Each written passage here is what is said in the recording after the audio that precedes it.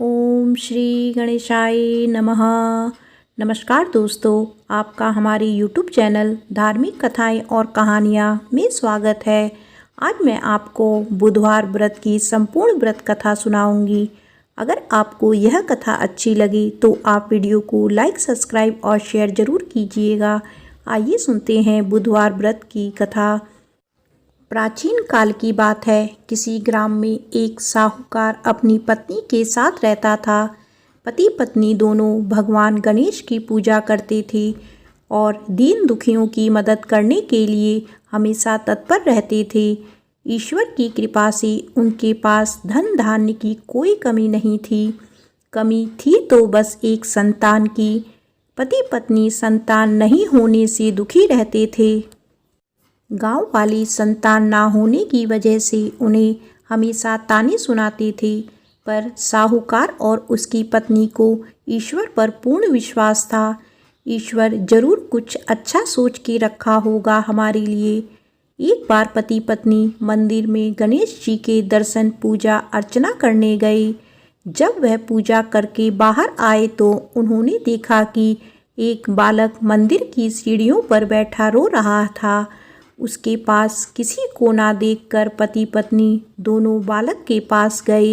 बालक को शांत कराया और उसके माता पिता को ढूंढने लगी। जब उस बालक के माता पिता पति पत्नी को नहीं मिले तो वो बच्चे को मंदिर के पुजारी के पास ले गए और उन्होंने पुजारी से बोला, ये बच्चा हमें रोते हुए मंदिर के बाहर मिला है। क्या आप इसके माता पिता को जानते हैं? पुजारी ने कहा, नहीं। अब पति पत्नी और पुजारी तीनों लोग बालक के माता पिता को ढूंढने लगे। काफ़ी देर ढूंढने पर बच्चे के माता पिता नहीं मिले तो पुजारी ने साहूकार और उसकी पत्नी को बोला, आप इस बालक को अपने घर ले जाइए। अगर इसके माता पिता इसे ढूंढते हुए आए तो मैं उन्हें आपके घर ले आ जाऊंगा।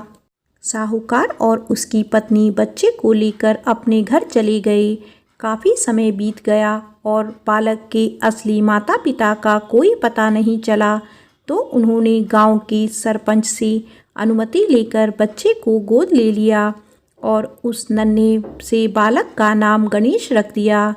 कुछ दिन बाद गांव में एक पति पत्नी आए जो चोर थे। गांव में जाकर उन्हें पता चला कि गांव में सबसे ज़्यादा धनी व्यक्ति साहूकार है, जिसकी अपनी कोई संतान नहीं है। उन्होंने एक बच्चे को गोद लिया है जिसके माता पिता का कोई पता नहीं है। धोखेबाज पति पत्नी अब विचार करने लगे कि साहूकार को कैसे लूटा जाए। तभी उन्होंने योजना बनाया कि वो उस बच्चे के असली माता पिता बनकर जाएंगे। योजना बनाकर पति पत्नी दोनों मंदिर में जाकर बैठकर रोने लगे। उन्हें रोता देखकर मंदिर के पुजारी आए और उनके रोने का कारण पूछने लगे। पति पत्नी ने बताया कि आज से 4 वर्ष पहले इसी मंदिर में हमारा बच्चा खो गया था। उसे ही याद करके हम रो रहे हैं। तब से हम अपने बच्चे को अलग अलग जगह खोज रहे हैं, पर वह हमें कहीं नहीं मिला।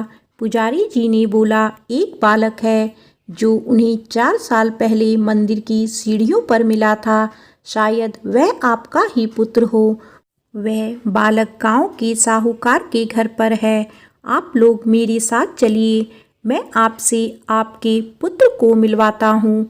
इतना कहकर पुजारी उन दोनों पति पत्नी को लेकर साहूकार के घर चल दिए। वहाँ जाकर पुजारी जी ने साहूकार को बताया कि गणेश के असली माता पिता मिल गए हैं और वह गणेश को लेने आए हैं। यह सुनते ही साहूकार और उसकी पत्नी दोनों बहुत दुखी हुए, लेकिन उन्होंने गणेश को उनके असली माता पिता को सौंपने के लिए तैयार हो गए। शाम का वक्त था। साहूकार ने उन दोनों पति पत्नी से बोला, आप लोग आज विश्राम करें और कल प्रातःकाल होते ही निकल जाइएगा। यह सुनते ही पति पत्नी दोनों खुश हो गए, क्योंकि उन्हें चोरी करने का मौका मिल गया था। रात्रि को जब साहूकार और उसकी पत्नी सोने चले गए तो दोनों पति पत्नी उठे और चोरी करने के लिए तिजोरी को तोड़ने लगे। आवाज़ सुनकर घर का नौकर जग गया और उसने जाकर देखा तो वह पति पत्नी थे जो खुद को गणेश के माता पिता बता रहे थे। नौकर ने कमरे का दरवाज़ा बाहर से बंद कर दिया और तेजी से मालकिन को बुलाने लगा। आवाज़ सुनकर साहूकार और उसकी पत्नी दौड़ते हुए आए और चिल्लाने का कारण पूछने लगे। नौकर ने बताया कि ये दोनों पति पत्नी तिजोरी से चोरी कर रहे थे। यह सब देखकर वह समझ गए ये दोनों गणेश के माता पिता नहीं, चोर हैं। साहूकार ने गणेश को देने से मना कर दिया और बोले कि चले जाओ यहाँ से, पर उन दोनों धोखेबाज पति पत्नी ने निर्णय किया कि वो अब गणेश को अपने साथ लेकर ही जाएंगे। पति पत्नी दोनों गांव के सरपंच के पास गए और बोली, साहूकार उनके पुत्र को वापस नहीं कर रहा है। सरपंच ने साहूकार और उसकी पत्नी को गणेश को साथ लेकर सरपंच के सामने प्रस्तुत होने की सूचना भेजी। साहूकार अपनी पत्नी और गणेश को लेकर आए। तब सरपंच जी ने फैसला किया कि साहूकार की पत्नी तथा दूसरी औरत जो गणेश को अपना पुत्र बोल रही थी, उन्हें सूर्य देवता के सामने अपना आंचल फैला के खड़े हो जाना है। जिसके भी आंचल से गणेश के मुंह से दूध जाएगा, गणेश उनका ही पुत्र कहलाएगा।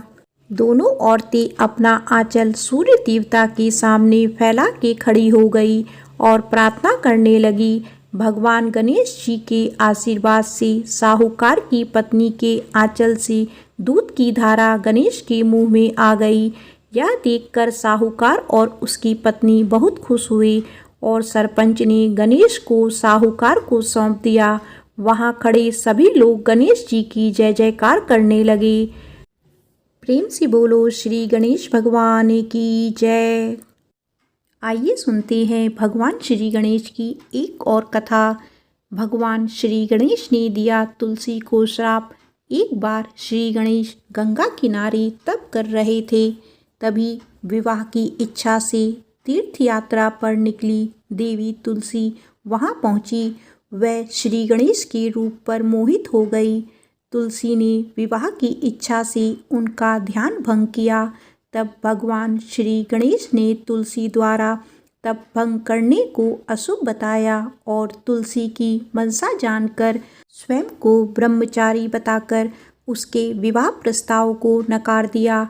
इस बात से दुखी तुलसी ने श्री गणेश के 2 विवाह होने का श्राप दे दिया। इससे क्रोधित होकर श्री गणेश ने भी तुलसी को श्राप दे दिया कि तुम्हारी संतान असुर होगी। एक राक्षस की मां होने का श्राप सुनकर तुलसी ने श्री गणेश से माफ़ी मांगी। तब श्री गणेश ने तुलसी से कहा कि तुम्हारी संतान शंखचूर्ण राक्षस होगा, किंतु फिर भी तुम भगवान विष्णु और श्री कृष्ण को प्रिय होने के साथ ही कलयुग में जगत के लिए जीवन और मोक्ष देने वाली होगी। पर मेरी पूजा में तुलसी चढ़ाना शुभ नहीं माना जाएगा। तब से ही भगवान श्री गणेश की पूजा में तुलसी वर्जित मानी जाती है। आइए सुनते हैं भगवान श्री गणेश की एक और कथा। गणेश जी कैसे बने पाताल लोक के राजा। एक बार श्री गणेश जी मुनि पुत्रों के साथ पराशर ऋषि के आश्रम में खेल रहे थे। तभी वहाँ कुछ नाग कन्याएं आ गई। नाग कन्याएं गणेश को आग्रह पूर्वक अपने लोक लेकर जाने लगी। गणपति भी उनका आग्रह ठुकरा नहीं सके और उनके साथ चले गए। नागलोक पहुँचने पर नाग कन्याओं ने उनका हर तरह से सत्कार किया। तभी नाग राजा वासुकी ने गणेश को देखा और उपहास के भाव से वे गणेश से बात करने लगे, उनके रूप का उपहास करने लगे। गणेश को क्रोध आ गया।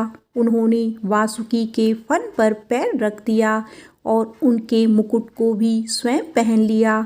वासुकी की दुर्दशा का समाचार सुन उनके बड़े भाई शेषनाग आ गए। उन्होंने गर्जना की, किसने मेरे भाई के साथ इस तरह का व्यवहार किया है। जब गणेश जी सामने आए तो शेषनाग ने उन्हें पहचान कर उनका अभिनंदन किया और उन्हें नागलोक यानी पाताल का राजा घोषित कर दिया। आइए सुनते हैं भगवान श्री गणेश की एक और कथा।